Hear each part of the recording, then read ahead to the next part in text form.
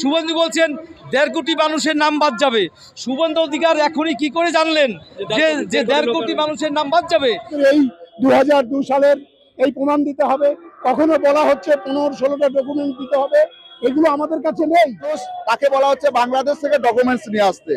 যে মানুষ বাংলাদেশে ছিল সেই মানুষ সবকিছু জায়গা জমি বিক্রি করে এদেশে চলে এসেছে। আমাদের 2002 সালে দেখা যাচ্ছে অনেকেরই নাম নেই, অথচ তারা এই দেশে দীর্ঘদিন যাবৎ বসবাস করছে এবং ভোট দিচ্ছে।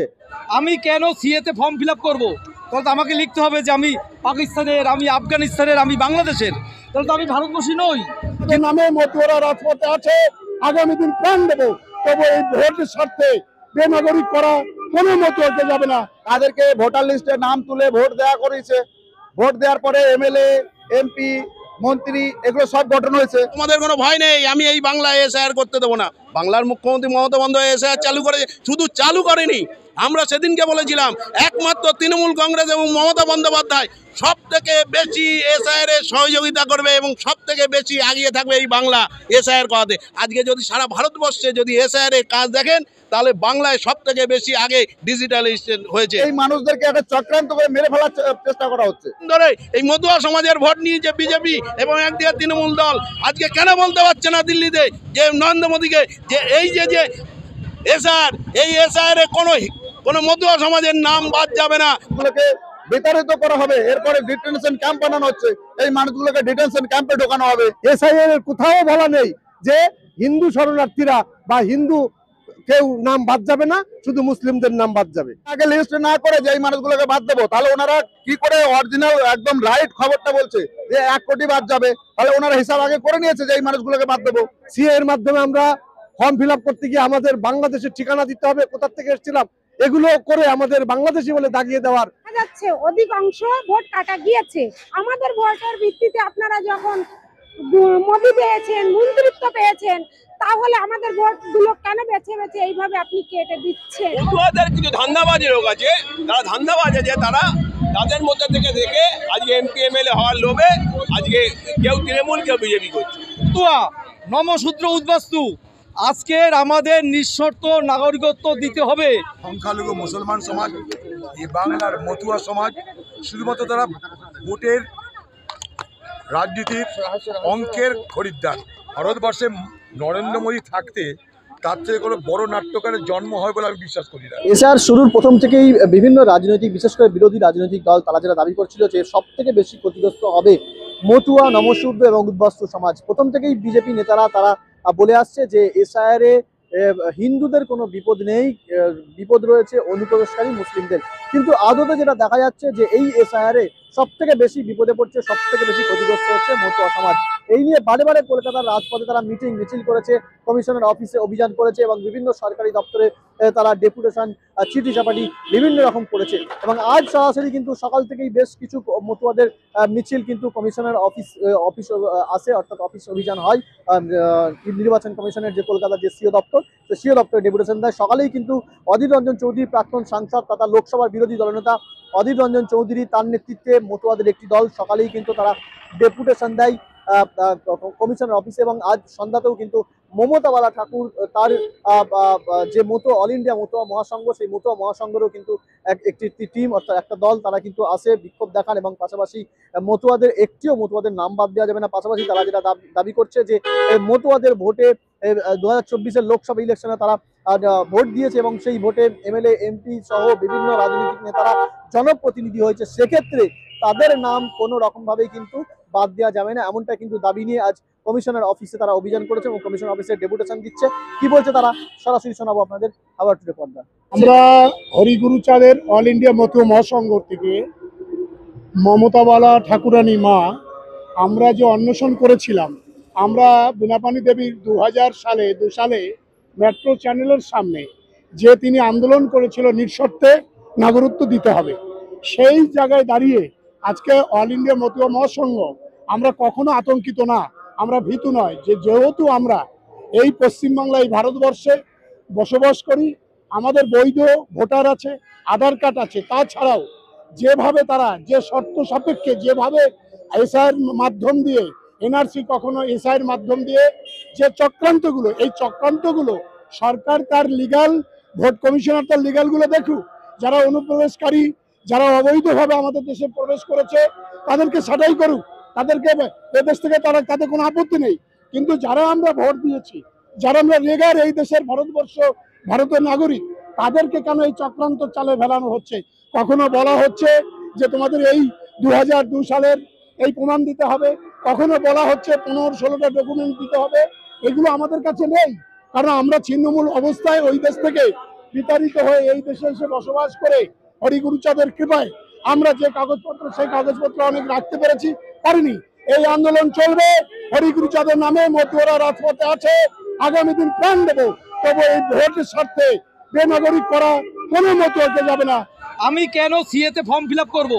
তাহলে তো আমাকে লিখতে হবে যে আমি পাকিস্তানের, আমি আফগানিস্তানের, আমি বাংলাদেশের। তাহলে তো আমি ভারতবাসী নই, কিন্তু আমি তো ভারতবাসী। কেন সিএ? তাহলে আমি কেন সিএ ফর্ম ফিল আপ করবো? এখন এই বিজেপির যে সভাপতি, রাজ্য সভাপতি, তিনিও বিভ্রান্তিতে আছেন।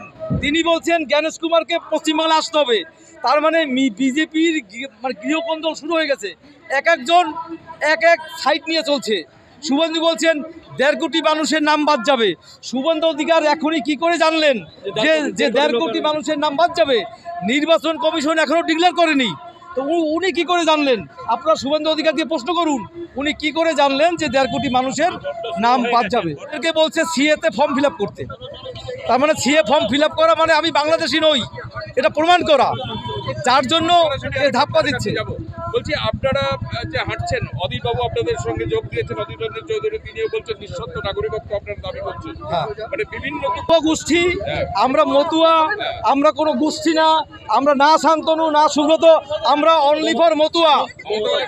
আমরা মতুয়া। আমাদের আজকের শুনুন, আমাদের গুরুমাতা মমতাবালা ঠাকুর, আমাদের গুরুমাতা মমতাবালা ঠাকুর, ঠিক আছে, কিন্তু আমরা সবাই মতুয়া, নমশূদ্র উদ্বাস্তু। আজকের আমাদের নিঃশর্ত নাগরিকত্ব দিতে হবে, কোনো শর্ত আমরা মানব না এবং মানছি না। আতঙ্কে বলতে এরা যেটা বলছে যে বাংলাদেশ থেকে যে মানুষগুলো এসেছে এখন তাদেরকে অনেকগুলো শর্ত দেওয়া হয়েছে এতগুলো কাগজপত্র দিতে।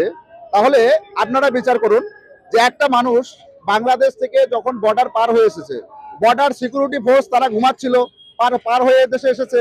আপনারা আরো একটা জিনিস বিচার করবেন যে এই মানুষগুলোকে তাদেরকে ভোটার লিস্টে নাম তুলে ভোট দেওয়া করেছে, ভোট দেওয়ার পরে এমএলএ, এমপি, মন্ত্রী এগুলো সব গঠন হয়েছে। এখন আবার এসআইআর করে এই মানুষগুলোকে বিভ্রান্ত করা হচ্ছে। এখন আপনি বলুন, একটা মানুষ তাকে বলা হচ্ছে বাংলাদেশ থেকে ডকুমেন্টস নিয়ে আসতে, যে মানুষ বাংলাদেশে ছিল সেই মানুষ সবকিছু জায়গা জমি বিক্রি করে এদেশে চলে এসেছে। তারপরে সেই মানুষ বাংলাদেশে এখন ইউনূস সরকার রয়েছে, এই ইউনূস সরকার ওখানে কি তাদেরকে আর কোনো রকম বলে অ্যালাউ করবে? এদেশ থেকে যে মানুষটা যাবে সেই মানুষটাকে তো মেরে ফেলা হবে, সেই মানুষটাকে আর বাঁচিয়ে রাখবে? তাহলে এই মানুষদেরকে একটা চক্রান্ত করে মেরে ফেলার চেষ্টা করা হচ্ছে। এই সরকার এটাই চাইছে। এখন কেন্দ্র সরকার এটাকে করছে, কেন্দ্র সরকারই চাইছে এই মানুষগুলোকে বিভ্রান্ত করে মেরে ফেলার, তাছাড়া তো অন্য কোনো কিছু হচ্ছে না। এটা যদি সরকার চিন্তা করতো যে এই মানুষগুলো যারা এখানে এসেছে, এই মানুষগুলোকে যারা ভোট দিয়েছে তাদেরকে গ্রান্টার করে এদেশে তাদেরকে বসবাস করার, থাকার অনুমতি দেওয়া হতো, তাদেরকে নাগরিকত্ব দেওয়া হতো নিঃশর্ত ভাবে, যে এরা যখন এসেছে ভোট দিয়েছে এদেশের নাগরিক, সেইভাবে তাদেরকে যদি ভোট দেওয়া, তাদেরকে নাগরিকত্ব দেওয়া হতো, তাহলে আমাদের কোনো আন্দোলন থাকতো না। আজকে এইগুলো করা হচ্ছে না, মানুষগুলোকে বিতাড়িত করা হবে, এরপরে ডিটেনশন ক্যাম্প বানানো হচ্ছে, এই মানুষগুলোকে ডিটেনশন ক্যাম্পে ঢোকানো হবে। এগুলো তো একটা পুরোপুরি ভাবে চক্রান্ত হচ্ছে। আমরা দেশভাগের বলি ছিন্নমূল যে মানুষরা ভারতবর্ষে দীর্ঘদিন যাবৎ বসবাস করছি, আমাদের মূল দাবি যারা 2024 সালের ভোটার লিস্টে নাম ছিল তাদেরকে কারো নামই ভোটার লিস্ট থেকে বাদ দেওয়া চলবে না। কারণ আমাদের ছিন্নমূল মতুয়া সমাজের মানুষ, আমাদের 2002 সালে দেখা যাচ্ছে অনেকেরই নাম নেই, অথচ তারা এই দেশে দীর্ঘদিন যাবৎ বসবাস করছে এবং ভোট দিচ্ছে। আমাদের মূল দাবি, আমাদের একজনকেও এসআইআর নাম করে ভোটার লিস্ট থেকে নাম বাদ দেওয়া চলবে না।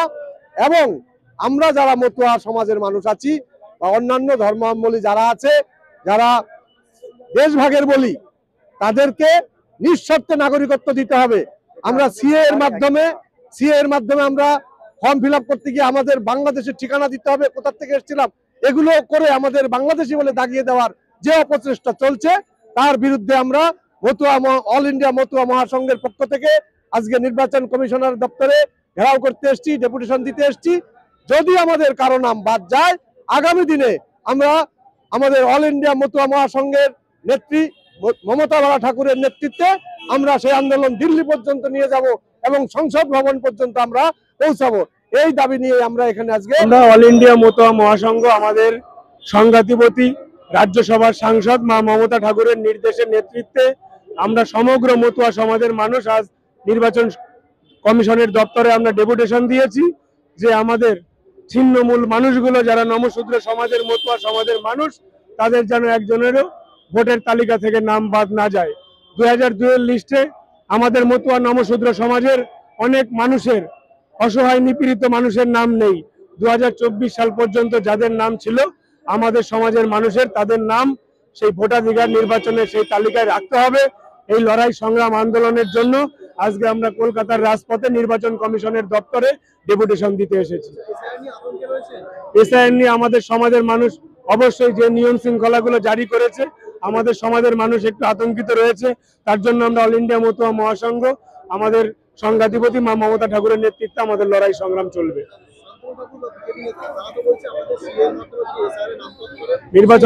নির্বাচন কমিশন সিএ এর কথা ঘোষণা করেনি। নির্বাচন কমিশন যদি সিএ এর মাধ্যমে আবেদন করার কথা ঘোষণা করত বা সেই নিয়ম জারি করত তাহলে মানুষের কাছে এই এসআইআর সম্বন্ধে জনগণের কাছে ক্লিয়ার বার্তা দেওয়া হয়নি, পরিষ্কার কোনো বার্তা নেই।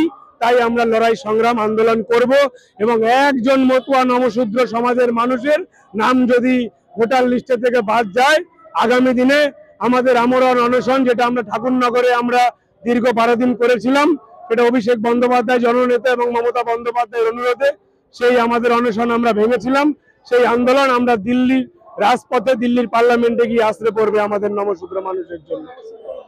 অধিকাংশের নাম প্রায় 2012 লিস্টে ম্যাপিংয়ে অর্থাৎ নির্বাচন কমিশনের যে ম্যাপিং সেই ম্যাপিংয়ে নেই, সেক্ষেত্রে তারা তো বাদ করতে পারে। সেই জন্যই তো আমাদের লড়াই, আমাদের তো ওটাই আমাদের এজেন্ডা। আমরা তো বললাম আমরা লড়াই সংগ্রাম আন্দোলনের মধ্যে দিয়ে আমরা মতুয়া নমশূদ্র মানুষের ভোটার লিস্টের তালিকায় যাতে নাম থাকে, তারা এই দেশের নাগরিক, তারা লড়াই সংগ্রাম করেছে। আমরা আপাতত সিএ এর মাধ্যমে আবেদন করতে বলছি না, তার কারণ নির্বাচন কমিশনের কোনো পরিষ্কার ক্লিয়ারেন্স গাইডলাইন্স নেই। মানুষকে ধোঁয়াশার মধ্যে রেখে এক এক সময় ডেট কমাচ্ছে, বাড়াচ্ছে, এক এক সময় কি করছে। আজকে রাজ্য জুড়ে বিএলএরা মারা যাচ্ছে, এতেও আমরা মর্মাহত। আমরা তাদের প্রতি সমব্যথী। আমরা আগামী দিনে আমাদের লড়াই আন্দোলন জারি রাখবো।